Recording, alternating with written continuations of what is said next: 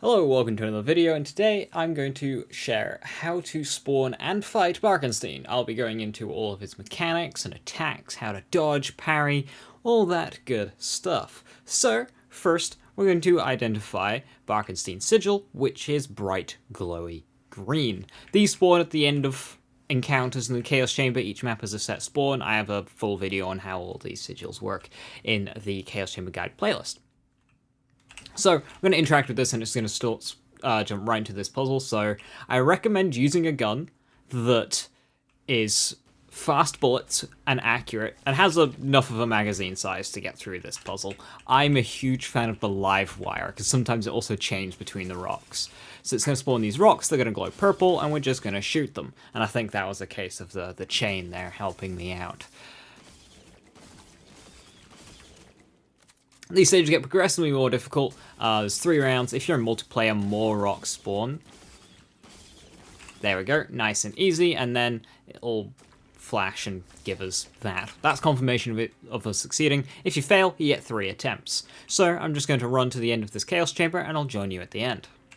And here I am at the end of the encounter. So once you beat the final boss, you should get a red portal. If this red portal is not here, it means you either missed the puzzle or you did it incorrectly. But if you did complete the puzzle successfully, you'll get the red portal. So we'll jump in, and this takes us to Tina's or the Maker's kind of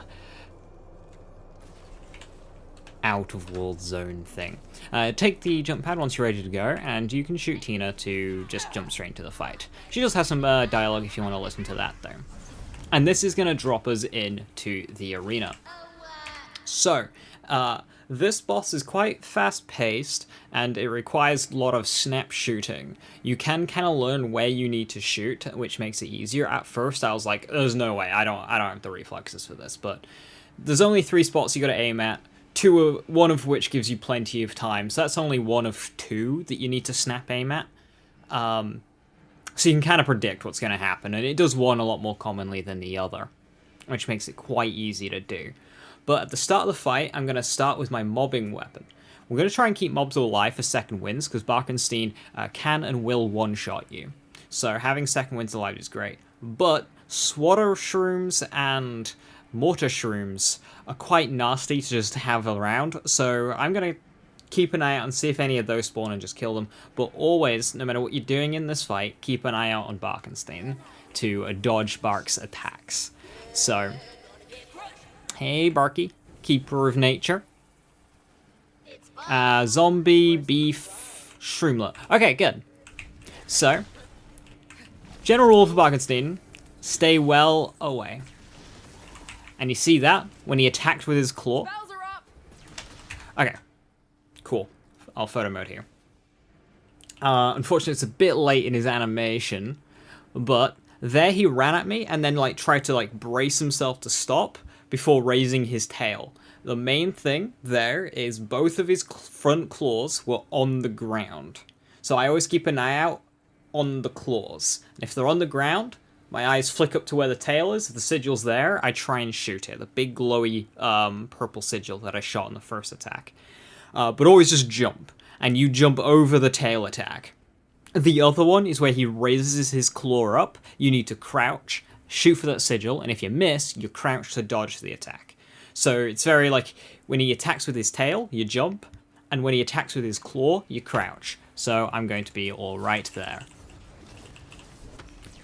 So that's a claw, I crouch, I turn and shoot it. We have to do this 3 times, there we go.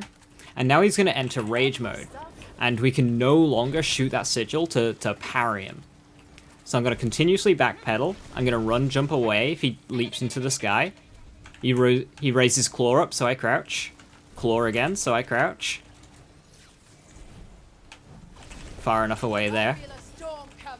Raises claw up. So you see, he does the claw attack a lot more than the tail attack. Just be ready for that tail attack. Right, so this phase, he's going to try and lock off the arena. The rage mode's ended, so we can now stagger his attacks, but currently we need to go back over to our live wire. I highly recommend the live wire for this fight because it's just so easy to just shoot small things in the distance. It's accurate, it's got fast bullets. Sometimes it chains and just does it for you. You want easy to aim guns. Even a blue rarity like Skulldugger assault rifle or something is useful here, or a rogue imp, something like that, just to shoot precise targets. Remember those rocks in the tutorial puzzle? Well, we need to shoot those, and if you don't, it's going to lock off a large section of the arena. So I'm going to flick on over to my live wire here, and when they glow purple, we can shoot them. But always try and keep an eye out. Okay, I didn't... So he did his tail. I didn't get much of the arena there, so we'll just have to deal with that. Claw, shoot that. And now we can go back into shooting sigils. I hope he does a leap in the sky so I can shoot that one. I'm just going to crouch under this one. Come on, leap in the sky, buddy. There we go. I'm actually going to run away. If you're too close to run away, like, try and run behind him, but only do that if you're, like, right under him. Want to get past here into clean space. Rage mode, so we can no longer parry.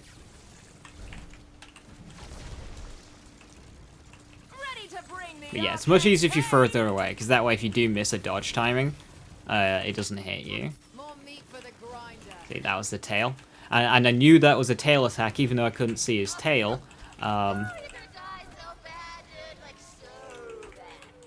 Because his claws are on the ground. There we go. You shoot his eye for that one when he jumps into the sky. It's on the left-hand side of the body.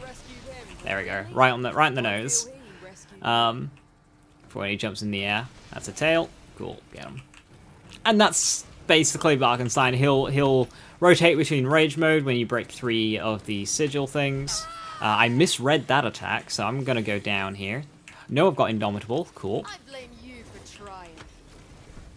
But yeah, when his paws are on the ground, that's how I know I needed to jump over that tail attack. This one's just be far away. And we should just be able to gun him down from here. He's going to do his sigil attack. Let's finish him off. Unless he's going to jump into the middle. Nope. There we go. Got him. So, that's Barkenstein. Probably my favorite of the aspect fights. They're officially called aspects, but it's the game's version of raid bosses.